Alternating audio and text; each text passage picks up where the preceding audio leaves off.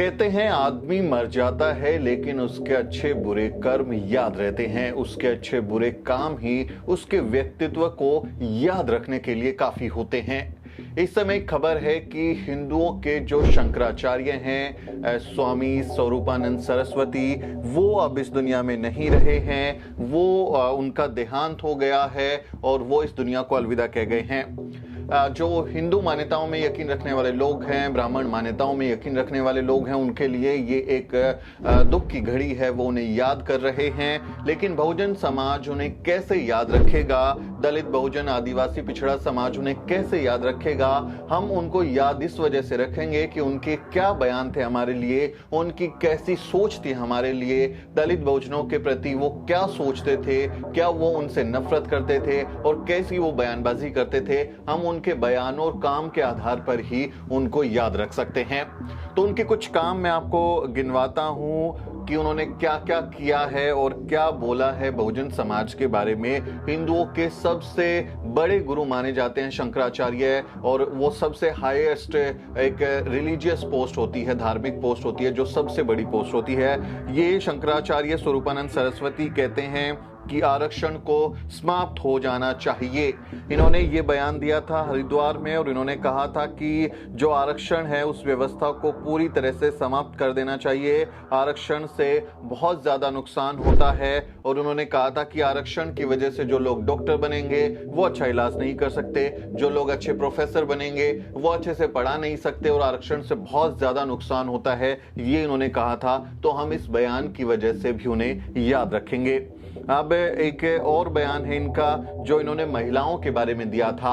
आप देखें कि मनुस्मृति और जो खासकर हिंदू धर्म ग्रंथ हैं उनमें महिलाओं और शूद्रों अतिशूद्रों के लिए तमाम तरीके के प्रतिबंध हैं। उनको जो धार्मिक पद हैं यानी पुजारी, पुरोहित या शंकराचार्य जैसे पोस्ट है वहां पे पहुंचने की मनाही है। शूद्र अतिशूद्र महिलाएं उस पोस्ट पे नहीं जा सकती।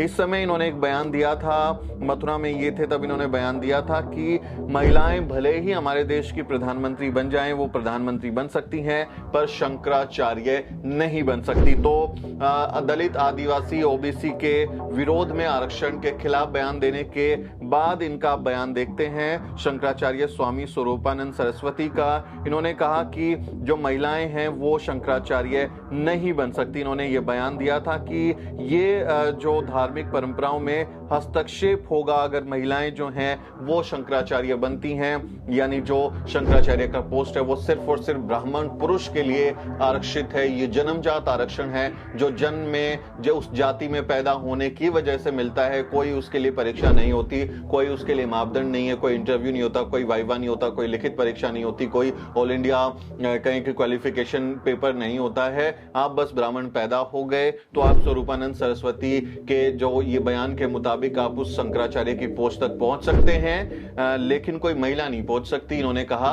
ब्राह्मण महिलाएं भी नहीं पहुंच सकती, उसके लिए भी मनाही है। तो शूद्रों अतिशूद्रों महिलाओं के लिए तमाम तरीके के विरोध, तो महिला विरोध में ये बयान हम इनका याद करेंगे।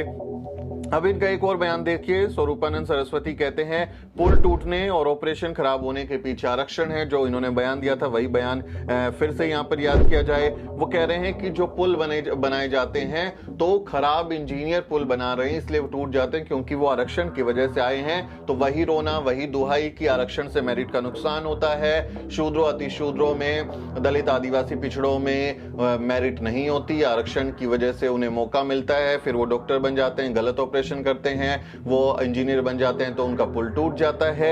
लेकिन जो जन्मजात आरक्षण है, जो सिर्फ जाति और नाम उस जन्म में स्कूल में पैदा लेने पर ही जो है आपको वो आरक्षण मिल जाता है कि आप इतनी बड़ी पोस्ट पर पहुंच जाते हो और तमाम तरीके के लाभ उठाते हो, उस पर सवाल नहीं उठाते हैं शंकराचार्य स्वरूपानंद सरस्वती, बल्कि वो कहते हैं कि आरक्षण की वजह से नुकसान होता है और आरक्षण को खत्म कर देना चाहिए। तो जब हम इन्हें याद करेंगे तो हम इनके इस बयान के आधार पर भी इन्हें जरूर याद करेंगे कि कैसे इन्होंने बहुजन समाज के खिलाफ बयानबाजी करके माहौल बनाने की कोशिश की।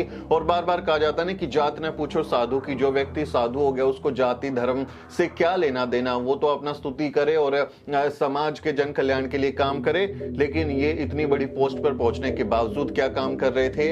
ये दलित बहुजनों आदिवासियों महिलाओं के खिलाफ बयानबाजी कर रहे थे कि आरक्षण खत्म कर देना चाहिए, ये लोग मेरिट नहीं होती इनमें, शंकराचार्य नहीं बन सकते, महिलाएं शंकराचार्य नहीं बन सकती। इस तरह के उनके बयान बहुत सारे हैं, तो मैं आपको सारे बयान एक एक करके समझा रहा हूं। अब आप देखिए कि शंकराचार्य स्वरूपानंद सरस्वती का जो एक बयान है उसके संदर्भ में आप इस सवाल को उठा सकते हैं कि क्या दलित, पिछड़े, आदिवासी भी हिंदू हैं। तमाम लोग कहते हैं, ये लोग दावा करते हैं कि सब लोग हिंदू हैं। मोहन भागवत कहते हैं कि भारत में पैदा होने वाला हर व्यक्ति हिंदू है। अगर हिंदू हैं, दलित, पिछड़े, आदिवासी, ओबीसी, बहुजन समाज, खासकर शेड्यूल कास्ट, शेड्यूल ट्राइब वगैरह हिंदू है, तो उनकी प्रोटेक्शन के लिए कानून बना है, SC/ST एक्ट बना है, प्रिवेंशन ऑफ एट्रोसिटीज एक्ट है, जिसमें उनके साथ जातीय उत्पीड़न को रोकने के लिए सुरक्षा दी जाती है। तो शंकराचार्य स्वरूपानंद कह रहे हैं कि भारतीय समाज के विघटन का कारण बनेगा SC/ST कानून। उन्होंने कहा कि जो दलित वर्ग का जो उनके लिए कानून बनाया हुआ है SC/ST एक्ट, वो समाज को तोड़ने का काम है। ये बयान इन्होंने दिया शंकराचार्य स्वरूपानंद सरस्वती ने, और इस SC/ST एक्ट को खत्म कर देना चाहिए। तो देखिए, वो कह रहे हैं कि आरक्षण खत्म कर दो और अब SC/ST एक्ट को भी खत्म कर दो। अब इनसे कोई पूछे कि अगर दलित हिंदू हैं तो उनकी भले के लिए तो कोई कानून बना है, उससे भला आपको क्या दिक्कत होगी? आपके हिंदू भाइयों बहनों को ही कोई सुरक्षा वाला कानून मिला है, उससे आपको क्या दिक्कत होगी? क्या उसका फायदा मुसलमान उठाते हैं? क्या ईसाई उठाते हैं? क्या कोई दूसरे धर्म का व्यक्ति उठाता है? अगर आप उन्हें हिंदू मानते हैं तो फिर उनके जो हक के लिए, उनकी सुविधा के लिए, उनकी प्रोटेक्शन के लिए कानून बना है SC/ST एक्ट, उसको तोड़ने का, उसको खत्म करने की मांग आपने क्यों की? हम आपके जाने के बाद इस बयान को याद रखेंगे। ये बयान हमेशा हमारे जहन में रहेंगे और हम हमेशा आगे भी, जब तक ये हमारी ब्राह्मणवाद से लड़ाई चलती रहेगी, हम आपके बयान को कोट करते रहेंगे कि एक शंकराचार्य ऐसा था जो ये कह रहा था कि SC/ST एक्ट को खत्म कर देना चाहिए क्योंकि ये समाज को तोड़ने का काम है। तो फिर सवाल उठता है, स्वरूपानंद सरस्वती से ये पूछा जाना चाहिए था, मुझे कभी मौका मिला नहीं उनसे मिलने का, मैं ये सवाल पूछता कि जो SC/ST एक्ट है वो 1989 में बना था भारत में, उससे पहले क्या आपका समाज एकजुट था? क्या वो टूटा हुआ नहीं था? क्या वो बिखरा हुआ नहीं था?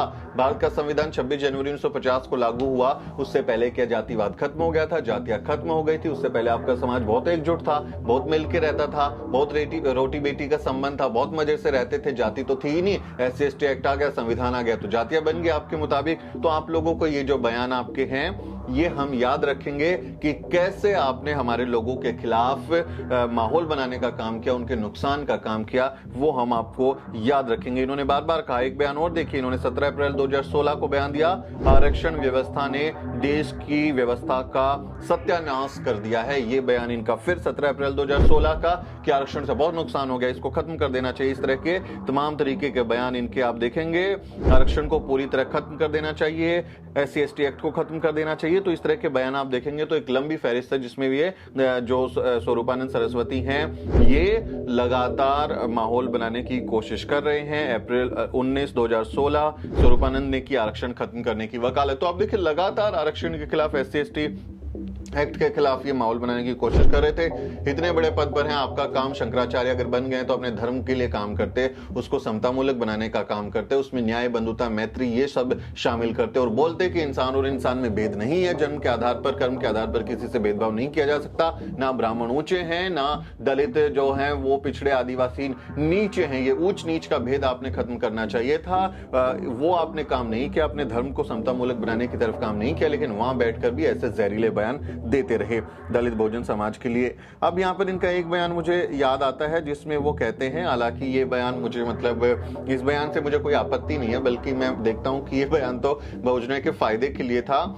हालांकि बहुजनों के खिलाफ उस तरह से इन्होंने भाषा का इस्तेमाल किया है, एक बात की है, लेकिन मुझे लगता है कि ये बयान तो दलितों के फायदे के लिए था। उन्होंने लिखा, मंदिरों में दलित प्रवेश पर रोक उचित, यानी कि जो हिंदू मंदिर हैं अगर वहां पर दलित ना घुसे, उनके रोकने पर बैन लगा दिया जाए तो ये बात सही है, उनको नहीं जाने दिया जाए और दलितों को रोक देना चाहिए। मंदिरों में दलितों का प्रवेश निषिद्ध होना उचित है। इसे शास्त्र सम्मत बताते हुए शंकराचार्य ने समर्थन किया है कि जो दलित हैं उनके मंदिर में जाने पर रोक लगानी चाहिए। तो देखिए, ये बयान से मैं सहमत हूं, उनके लगा दो। हमारे लोग जब जाएंगे तो उनको एहसास होगा कि वहां पर लिखा हुआ है कि दलित आर नॉट अलाउड, शूद्रों के प्रवेश जो है वो वर्जित है, तो उनको शायद अकल आ जाए।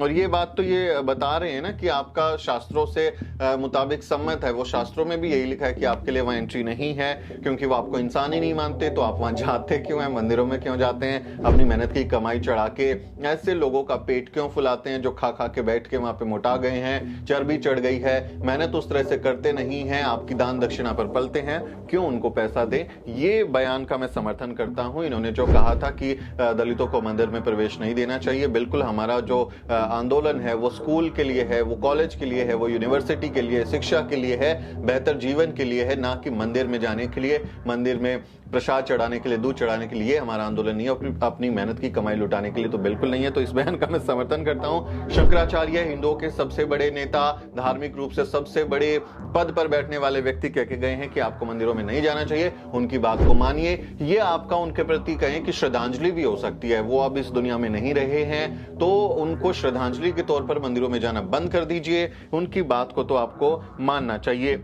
हालांकि कुछ लोग ऐसे हैं जो राजनेता हैं लेकिन इनके दर पे जाके शीश नवाते हैं। ऐसी कई तस्वीरें हैं जिसमें समाजवादी पार्टी के जो अध्यक्ष अखिलेश यादव वो नतमस्तक होते हुए नजर आते हैं इनके सामने, और कांग्रेस की जो महासचिव हैं प्रियंका गांधी वो भी नजर आती हैं। तो तमाम तरीके के जो राजनीतिक दल हैं वो इनके वहां पर जाके नतमस्तक होते हुए नजर आते हैं। लेकिन सवाल उठता है कि क्या वो जो दलित पिछड़े आदिवासी महिलाएं हैं वो ऐसे पद पर पहुंच सकती हैं जब वहां इनके पहुंचने का विरोध जो व्यक्ति करता है, जो उनके खिलाफ बयान देता है, उसके दरवाजे पर जाके इस तरह से क्यों किया जाए।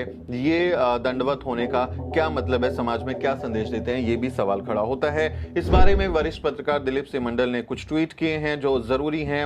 मुझे लगता है कि वो भी आपको जरूर पढ़ना चाहिए। देखिए, दिलीप मंडल साहब ने लिखा है कि शंकराचार्य स्वरूपानंद दिल के अच्छे आदमी थे। उन्होंने हमेशा एससी लोगों को बताया कि मंदिरों में न जाएं, मंदिर उनकी जगह ही नहीं है, नए मंदिरों में उनके लिए जगह है।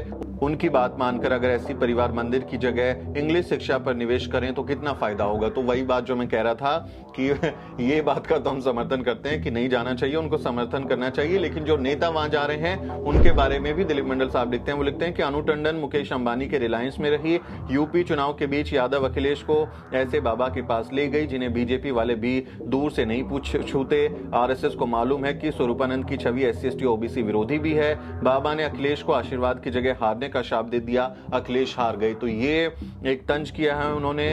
और वो स्वरूपानंद सरस्वती के जो बयान हैं, जो काम है, उसके बारे में एक पोस्ट करते हैं दिलीप मंडल साहब। वो लिखते हैं कि शंकराचार्य स्वरूपानंद भयंकर जातिवादी, दलित, आदिवासी, ओबीसी विरोधी थे, महिला द्वेषी थे। उनका भगवान, उनकी आत्मा वगैरह जो भी हो उसको शांति दे। पूरी जिंदगी हिंदुओं की बड़ी आबादी के प्रति नफरत करते बीत गई उनकी, लेकिन मैं उनकी अब निंदा नहीं करूंगा। मरने के बाद आलोचना नहीं करनी चाहिए।